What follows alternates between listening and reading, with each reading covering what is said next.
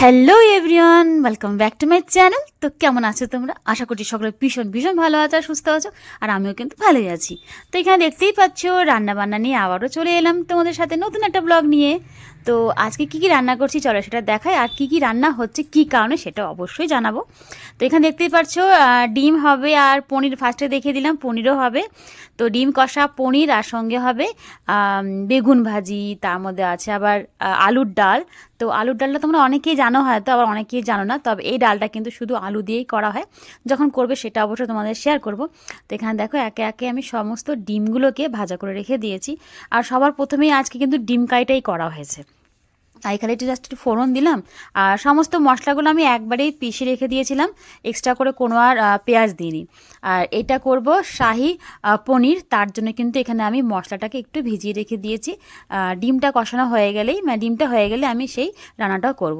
তো এখানে মোটামুটি সব রান্নাই কিন্তু আমি করেছি, আর দিদি করেছিল আলুর ডালটা, ওই ডালটা দিদিই ভালো করতে পারে, আমি এখনও পর্যন্ত করিনি। তো তার জন্য এখানে আলুটাকে সেদ্ধ বসিয়ে দিয়েছি। এটা একটু ভালো করে সিদ্ধ করতে গেলে, মানে সিদ্ধ হলেই ভালো হয় আর কি।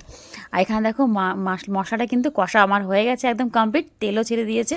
দেখো দেখতে কি ভালো লাগছে, আর এটা দেখতে যেমন টেস্টি লাগছে না, খেতেও কিন্তু দারুণ হয়েছিল।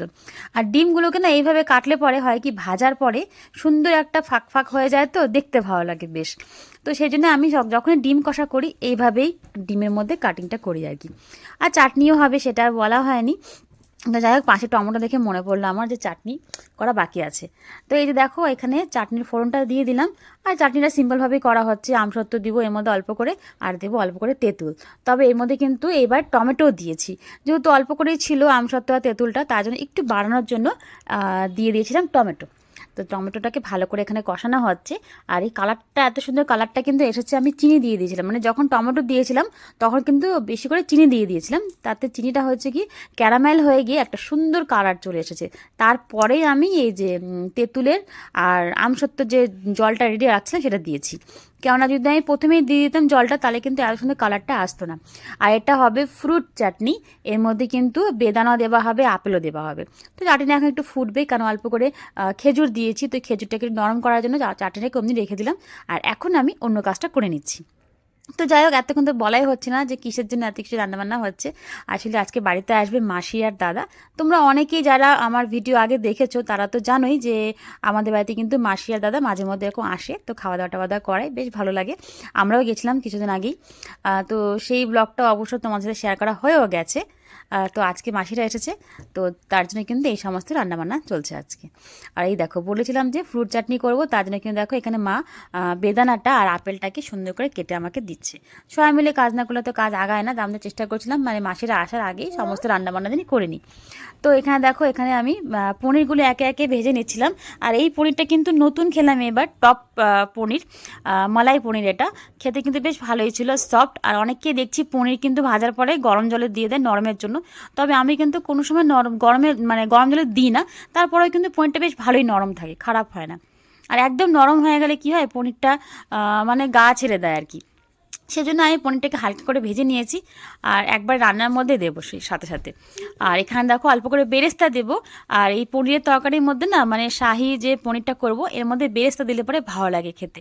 আর এই যে ফ্রুট চাটনিটাকে ঠান্ডা করে তারপরে আমি ফ্রুটটা অ্যাড করেছি। প্রথম থেকে যদি অ্যাড করে দিতাম তাহলে হতো কি, ফ্রুটের কালারটা ভালো থাকতো না। সেই জন্যই আমি চাটনিটা একটু ঠান্ডা হওয়ার পরে আমি ফ্রুটটা দিয়ে ঢেকে রেখে দিয়েছিলাম।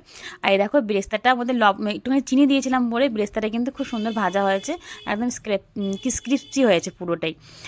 তো তোমাদেরকে তো দেখাতে পারছি না সেভাবে, তবে বেশ ভালো হয়েছিল অন্যবারের তুলনায়। আর এই দেখো এখানে হচ্ছে এখন আলু ডাল।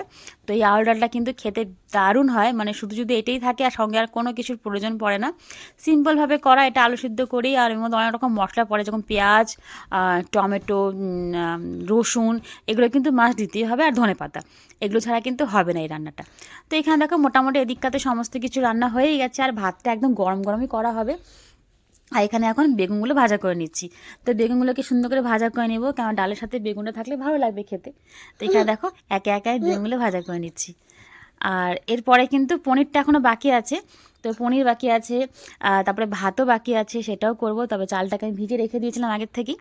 তো যাতে ভাতটা তাড়াতাড়ি হয়ে যায়। আর এখানে কিন্তু মানে আলু যে ডালটা হচ্ছে সেটা কিন্তু অলমোস্ট হয়েই গেছে, শুধু একটু একটু শুকোবে, একটু মানে তার মধ্যে অল্প দেওয়া হবে ধনেপাতা, তাতে গন্ধটা সুন্দর আসে। তারপরে কিন্তু নামিয়ে দেবো। তো এই দেখো এখানে ধনেপাতা দেওয়াও হয়ে গেছে, আর এখানে একটু গাড়া গাড়াই করা হবে, কারণ খুব বেশি তো দরকার নেই, অন্য অন্য জিনিসও আছে সাথে, সেই জন্য খুব একটা বেশি পাতলা করব না, একটু গাড়ার মধ্যে ডালটা করা হয়েছে। আর এই দেখো কিছু বেগুন আমি এখানে ভেজে রেখে দিয়েছি, কিছু বেগুন এখনও ভাজা বাকি আছে। আর পনির তো মোটামুটি সমস্ত কিছু রেডি, মশলা টশলা একদম কমপ্লিট, শুধু জাস্ট ফোড়ন দিয়ে বসিয়ে দেবো। আর পনির হতে কিন্তু বেশি খুব একটা সময় লাগে না, খুব তাড়াতাড়ি পনির হয়ে যায়, তো সেই জন্য কিন্তু পনিরটা একটু লাস্টই করা হচ্ছে। তো যাক, এইভাবে কিন্তু পনির যেটা করি আমি সেটা কিন্তু খেতে বেশ ভালো লাগে। আর সবসময় তো একরকম খাবারের থেকে না মাঝে মধ্যে একটু চেঞ্জ করলে পরে কিন্তু খাবারের টেস্টটা অন্যরকম লাগে। তো যাই হোক, এখনও পর্যন্ত যে সকল বন্ধুরা আমার ভিডিওর সঙ্গে যুক্ত আছো তাদের সকলকে বলবো অনেক অনেক ভালোবাসা। সেই সঙ্গে যারা এখনও পর্যন্ত আমার চ্যানেলটাকে সাবস্ক্রাইব করনি তাদেরকে বলবো প্লিজ চ্যানেলটাকে সাবস্ক্রাইব করে পাশে থেকো, আর বেল আইকনটাকে অল করে দাও, তাহলে যখন আমি ভিডিও পোস্ট করবো তোমাদের কাছে নোটিফিকেশান পৌঁছে যাবে। আর এই পনিরের মধ্যে কিন্তু আমি অল্প করে দিয়েছিলাম আদা না, পেঁয়াজের পেস্ট। তো সেটা দিয়ে ফার্স্টে আমি একটু কষিয়ে নিয়েছি, তারপরে আমি এই যে মশলাটা দিয়েছি যার মধ্যে ছিল পোস্ত, মগজ বাটা, মগজ দানা অ্যাকচুয়ালি, আর কাজু কিশমিশ অল্প অল্প সমস্ত কিছু দেওয়া আছে, আর দিয়েছিলাম লঙ্কা আর টমেটো। তবে টমেটোটা অল্প ছিল বলে সেভাবে কালারটা আসেনি। আর এই পাশে রান্না করছে দিদি গুনগুনের জন্য, গুনগুনেরও পনির হবে, তবে ওর পনিরটা আলাদা করেই করা হচ্ছে। অন্য সময় তো একসাথেই করি, তবে যেহেতু কেউ খেতে এলে না তখন তো আর ওরকম করে হালকা পাতলা করে রান্না করা যায় না, একটু ঝাল দিতে হবে, সেই জন্যই কিন্তু আলাদা করেই আমাদেরটা করেছি, আর গুনগুনেরটা আলাদা করে করেছি। তবে গুনগুনেরটা কিন্তু খেতে দারুণ হয়েছিল। আমাদের ঝাল ছাড়া খেয়ে খেয়ে অভ্যাস হয়ে গেছে, এখন গুনগুনের খাবারগুলো ভালোই লাগে। আর এটা দেখো, এটা হচ্ছে একদম ফাইনাল লুক আমার পনিরের, মানে শাহি পনিরের। দেখো দেখতে কত সুন্দর হয়েছে না, খেতেও কিন্তু দারুণ হয়েছিল। আর আমার এই গ্রেভিটা না এত ভালো লাগে যে আমার মানে চেটে চেটে মানে সম্পূর্ণ শেষ করে দিই যতক্ষণ না শেষ হয়, এত টেস্ট লাগে। ভাত ছাড়াও আমি এমনি গ্রেভিটা এমনিতেই শুকনোই খেয়ে নিতে ভালোবাসি, কিন্তু আমি না, আমার দিদিও বেশ ভালোবাসে এই গ্রেভিটা খেতে। আর দেখো এখন দিয়ে দিচ্ছি এই পজিশনে আমি অল্প করে বেরেস্তাটা দেওয়ার ফলে হয় কি, একটা সুন্দর গন্ধ আসে, আর টেস্টটাও আলাদা হয়ে যায় একদম, আর দেখতে ভালো লাগে। সেই জন্য কিন্তু সবসময় আমি এরকম রান্নাতে বেরেস্তাটা ইউজ করি। তো দেখো এখানে রান্না তো মোটামুটি হয়ে গেছে, শুধু ভাতটাই বাকি ছিল, তার মাঝেই কিন্তু এ দেখো মাসি চলেও এসেছে।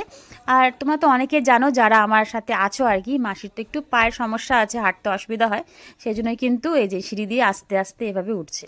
তো যাই হোক, সিঁড়িতে ওঠাটা মাসির পক্ষে একটু কষ্টকর হয়ে যায়। তো এখানে দেখো এখন সবাই এখানে বসে গল্প করছে, আর গুনগুনের তো খাবার টাইম হয়ে গেছে, কারণ মাসির আস্তে আস্তে একটু লেটই হয়ে গেছিলো, প্রায় 2টোর কাছাকাছি মনে এসেছিলো। তার জন্য গুনগুনকে এখন এখানে খেতে দেওয়া হচ্ছে, তারপরে মাসি থেকে খেতে দেবো। তো দেখো গুনগুনের খাওয়া দাওয়া তো হয়ে গেছে, এখন এই যে খাবারটাকে সুন্দর করে সাজিয়ে গুছিয়ে পরিবেশন করব। তো সেটা সবসময় আমিই করি, কারণ আমার এগুলো করতে ভালো লাগে। তো এই দেখো এখানে এখন থালটাকে সুন্দর করে সাজিয়ে দেবো। তো মা মাসি আর দাদা একসাথে খাবে, তারপরে আমি আর দিদি খাবো। আর গুনগুন তো খাওয়া দাওয়া হয়ে গেছে অনেক আগেই, এখনও খেলাধুলা করছে একটুখানি। তো এই দেখো থালটাকে সুন্দর করে আগে সাজিয়ে নিচ্ছি। তো এইভাবে বাটির মধ্যে কিন্তু ভাত রেখে ভাতটা যখন দেওয়া হয় আর কি প্লেটের মধ্যে, তখন ভাতটা তো ভাঙে না প্রথমত, আর দ্বিতীয়ত দেখতে ভালো লাগে বেশ। ও হ্যাঁ, আজকে কিন্তু আরেকটা রান্না হয়েছিল, সেটা তোমাদের সাথে বলতেই ভুলে গেছি, বিট ভাজা করেছিলাম অল্প করে। তো সেটা আর বলাই হয়নি আর দেখানো হয়নি, আসলে মানে কাজের ব্যস্ততার মধ্যে না অনেক কিছু শ্যুট মানে করা হয় না, আর সেই জন্য এটা মিস হয়ে গেছে। আর ক্যামেরা ধরে ধরে এত কিছু কাজ করাও যায় না, অনেক লেট হয়ে যায়, তাহলে সেই জন্যই যতটা পেরেছি তোমাদের সাথে শেয়ার করেছি। তবে যাই হোক, অনেকটাই শেয়ার করেছি তোমাদের সাথে, তবে বিট ভাজাটা শেয়ার করতে ভুলে গেছিলাম, তো এখন মনে পড়লো। তো এই দেখো এখানে এখন একে একে সমস্ত খাবারগুলো বেড়ে দিচ্ছি।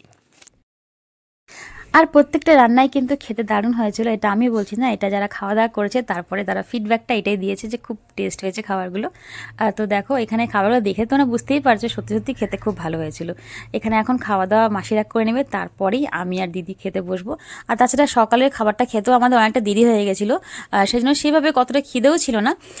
সেই জন্য কিন্তু দেখো এখানে আস্তে ধীরেই সবাই তো একসাথে খেতে পারতাম, তবে পরিবেশন করার জন্য তো কাউকে প্রয়োজন পড়ে, সেই জন্য কিন্তু আমি আর দিদি আর প্রথমেই খাইনি, আমরা পরে খেয়েছিলাম। আর এখানে দেখো মাসি দাদা আর মা এখন খেতে বসেছে, আর গুনগুনের তো খাওয়া দাওয়া হয়েই গেছে, ও এখন বিছনায় শুয়ে শুয়ে একটু ফোন দেখছিল, না হলে ও একটু ঘুমাবে একটু পরে। আজকে তো একটু লেটই হয়ে গেছে সমস্ত কিছুর, বাড়িতে কেউ হলে যেটা হয় সাধারণত খাওয়া দাওয়া কিন্তু সেভাবে টাইমলি করা হয় না, লেটই হয়ে যায়। তো আমাদেরও কিন্তু খেতে খেতে অনেকটা লেট হয়ে গেছে, যখন আমি আর দিদি খেয়েছি তখন প্রায় 4টা বাজবে, এতটাই দেরি হয়ে গেছিলো।